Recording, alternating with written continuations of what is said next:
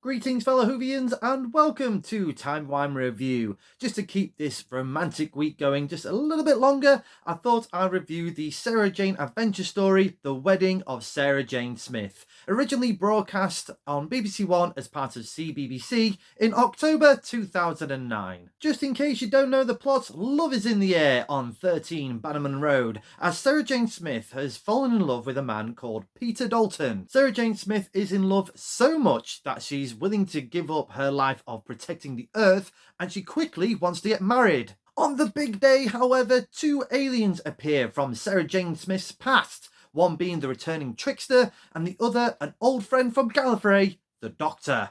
This two-part adventure, I feel, is what SJA fans were hoping and waiting for. An appearance from the Doctor himself. And not only did we just get a cameo appearance, which could have easily happened, we got him involved in a fully fledged story. And it finally happened in series 3 of the Sarah Jane Adventures. David Tennant, he already finished at the time filming all these scenes for his final story in Doctor Who, The End of Time, which you can check out on my Timey Wimey Review YouTube channel, by the way.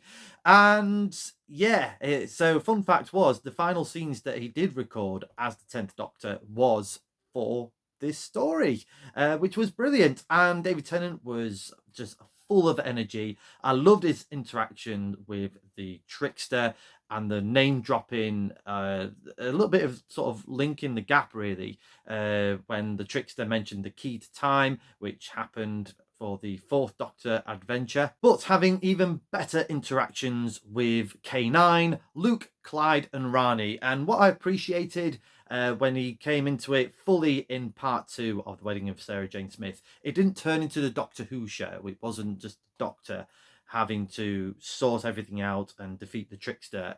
It involved all the rest of the cast as well, Luke, Clyde, and Rani. It was pretty much a quick ensemble, and yeah, like I said, it didn't, they didn't get sort of pushed into the background. We still had scenes with Sarah Jane Smith and Peter Dalton all mixed in there as well. So it felt to me like if I was a kid watching this story unfold, it felt like you were part of an adventure game. You were either Luke or Clyde or Rani, and you are having this adventure with the Doctor. This is the feelings that I got from this story. I always felt that they missed a trick, sadly, when the Sarah Jane Adventure series ended, that they never went back to look for what happened with Luke, Clyde, and Rani. I thought personally this would have made a great Christmas special, particularly with Peter Capaldi's 12th Doctor, to have one more adventure with those gang of kids, just to sort of do the sort of final goodbye for Sarah Jane Smith, Elizabeth Sladen, and also just sort of carry on that legacy, you know, sort of explain to them that her legacy is now in your hands to carry on fighting the good fight. I know Big Finish Audios is picking that up in a sense with Rani Takes on the World Beyond Bannerman Road. But yeah, I always wish there was just that one more televised adventure. It could still happen, you never know. Back to this adventure, and I loved the performance from the very suave Nigel Havers as Peter Dalton. It was just an effortless performance from him. And this is what I loved about the Sarah Jane Adventures, bringing back some familiar faces of yesteryear back on screen.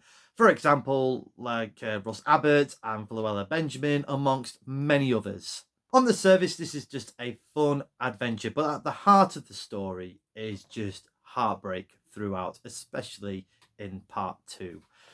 Sarah Jane Smith not having that adventure, that one adventure she can never have, of falling in love with someone and leading a very happy life. I mean, she does really, in a way. She's got Luke, Clyde, and Rani, and K9, and Mr. Smith, and again fighting the good fight, protecting the Earth.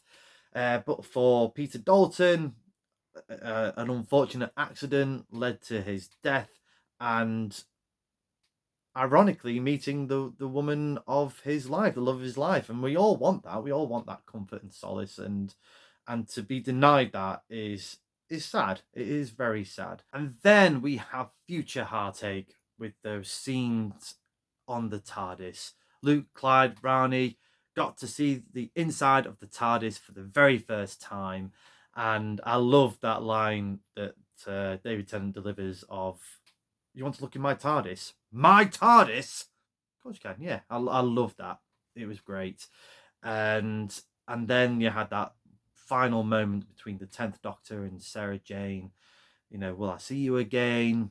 I don't know. It's all sort of building up to the end of time at that point, and just watching it now is, yeah, just does kick you in the feels.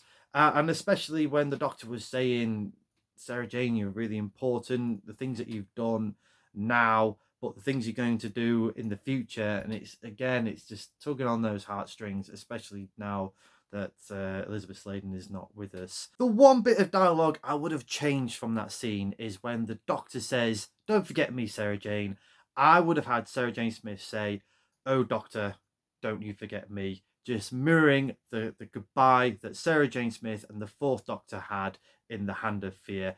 Kids might not have got it, but big kids like me and the grown-ups would probably be in tears hearing that piece of dialogue one more time. I'm going to give The Wedding of Sarah Jane Smith a TARDIS rating of 6.5 out of 10. It was great to see the Trickster come back. Even better to see the Doctor make an appearance, and not just make an appearance, be part of the Sarah Jane Smith adventure. For me, that just felt like it was event television for kids and big kids like me. I don't think anyone in their wildest dreams thought of the Doctor being part of an adventure, and we're lucky enough to have that again in a future story. We maybe an appearance, or you hear the TARDIS or see the TARDIS, but not a full adventure with the Doctor. That was just fun, and it was just fun throughout. It was a teasing first part episode, and then part 2 with the great payoff. Bittersweet moments sort of sprinkled in, but it's just a fun story throughout. Is it the most best written story from the Sarah Jane Adventures? Maybe not. But is it a fun story just to sit back and watch? Absolutely. Let me know in the comments below your thoughts too, The Wedding of Sarah Jane Smith. Is this your favourite story from the Sarah Jane Smith Adventures? And would you like to see Luke, Clyde, Rani and even K9 make a returning appearance in a future episode of Doctor Who? Next time on Timey Wimey Review is my review of the 4th Doctor story, The Deadly Assassin. Until then, thank you very much for watching this video. I hope you've enjoyed this review. Please like the video, share the video, subscribe to the channel, hit the cloister bell for more notifications. Come say hello and follow me on Twitter at ReviewTimey. I'm now on TikTok, so check me out there on the Timey Wimey Review TikTok page. And do check out my other videos from the Timey Wimey Review YouTube channel. But as Sarah Jane Smith once said, no one's ever going to forget you.